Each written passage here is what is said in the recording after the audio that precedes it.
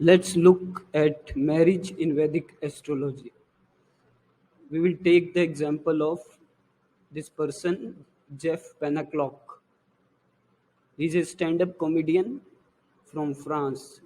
And as you can see here, he got married on 28 May 2016. Let's look at his chart.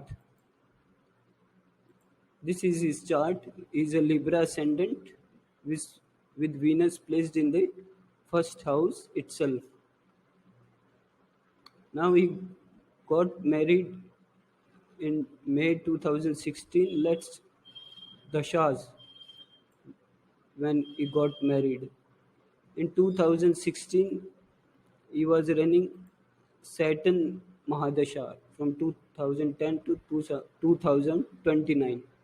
He was running Saturn Mahadasha and Ketu Antardasha and Venus Pratantra Dasha. So he got married during this period. Saturn Mahadasha, Ketu Antardasha and Venus Pratantra Dasha. Now let's look at the Kala Chakra chart with reference as Saturn.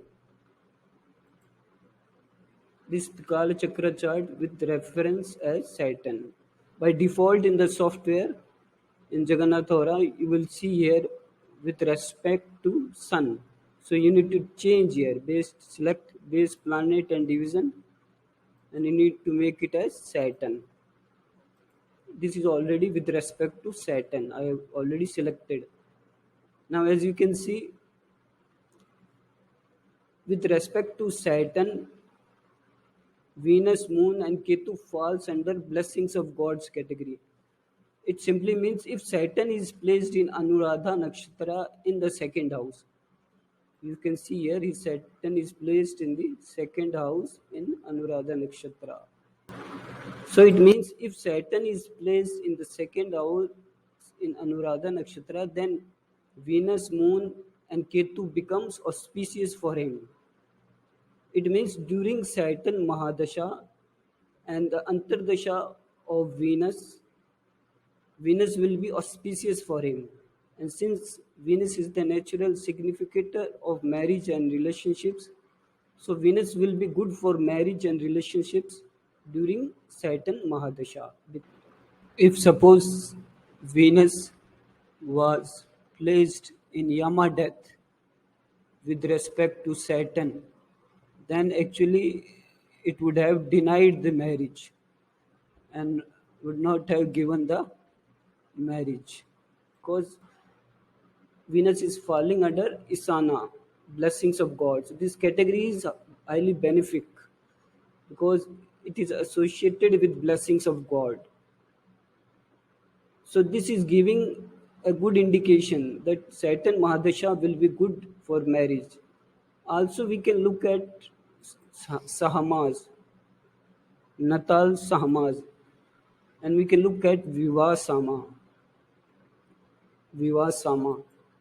His Vivasama is Swati Nakshatra. So, Viva means marriage. Viva is a Sanskrit word which means marriage. And so his Vivasama is Swati. And as you can see here, is Venus and Venus is placed in Swati Nakshatra. So from this point of view, that Venus is placed in a Vivasama, from this point of view also Venus becomes auspicious for marriage. And that is the major reason he got married during Saturn Mahadasha and Venus sub-period. Now why Ketu? Because Ketu is a transformative planet. Ketu is the natural significator of the 8th house, and 8th house is transformation. 8th house is transformation. So during Ketu periods, you will always find some kind of transformation in your life, and when you get married, this is also a sort of transformation. So most of the people usually get married during Ketu periods and Venus sub periods, because Ketu brings transformation in life and Venus is a planet of relationships. So this was giving good indication of marriage happening in Venus period. Now we can also see Navamsha chart for confirmation. Now in Navamsha chart, he is an Aries ascendant with Mars placed in the seventh house. Let's see the Shahs he was running in Navamsha when he got married in in 2016. Here we can select Navamsa, and this will give dashas. So he was running. This is actually his Navamsa chart.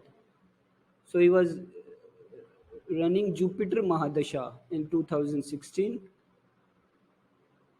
and in May 2016 he was running Mars Antardasha.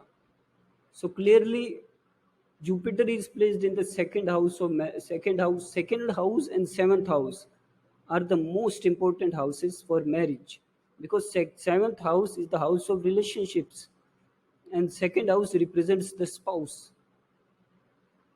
So second and seventh house are very important houses when it comes to marriage. Now as you can see in Vimshotri Dasha of D9 in 2016 he was running Jupiter Mahadasha, which is in the second house, so it makes sense for marriage.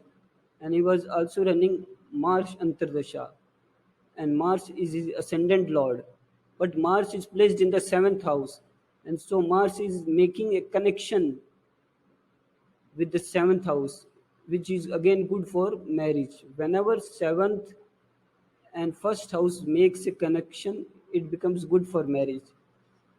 Also Mars is placed in the sign of Venus, and represents the spouse. Venus is the natural significator of spouse. So Mars period was favorable for marriage. So Navamsa is also confirming the marriage. Now we can look at the transits. So he got married 28 May 2016, and here is the transit of 28 May 2016. His Jupiter was, this is the transit chart. His Jupiter was transiting through ninth house. Rahu and Jupiter were transiting through ninth house. Sorry, 11th house. This is the 11th house. Jupiter and Rahu were transiting through 11th house, and Saturn was transiting through his second house. So in the chart here, you can see if Jupiter has to transit from the 11th house, then it will aspect the 7th house through his ninth aspect. So Jupiter transit was favorable for marriage because it was aspecting the seventh house of marriage. And Rahu was also Jupiter, while transiting the 11th house, was giving fifth aspect to Mars, and Mars is his seventh lord, and seventh house is the house of marriage. So Jupiter's aspect on Mars was also favorable for marriage. And now Rahu was also transiting his 11th house and was giving fifth aspect to Mars and also giving seventh house of marriage. So Rahu was also favorable for marriage. Rahu's transit was also favorable for marriage. Now Saturn was transiting his second house. Second house is already the house, important house for marriage. So Saturn's transit were also favorable for marriage. Also Saturn was transiting through the sign of Scorpio, and Scorpio is ruled by Mars, and Mars is also rules the seventh house of marriage.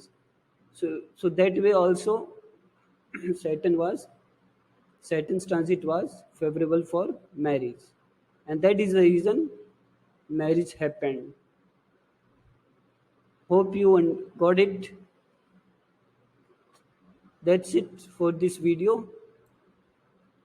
We'll see you in the next video. Thanks for watching. Please like and subscribe.